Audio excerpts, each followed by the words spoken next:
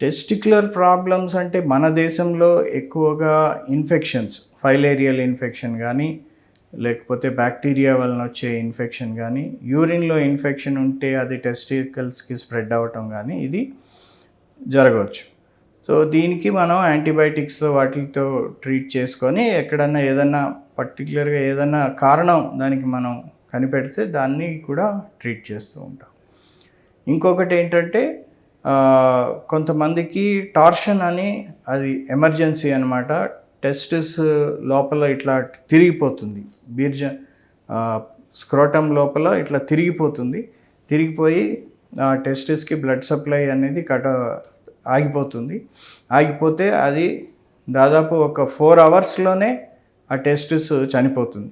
So, చిన్నపిల్లలు ఎవరన్నా ఆడుకుంటూ ఒకటేసారి సడన్‌గా నొప్పి వచ్చింది బీర్జంలో అని చెప్తే మాత్రం పేరెంట్స్ దానికి ఇమ్మీడియట్గా హాస్పిటల్కి వెళ్ళి స్కాన్ చేయించుకుంటే మనకి అది మామూలు నొప్పా లేకపోతే టార్షనా అనేది తెలుస్తుంది. ఇది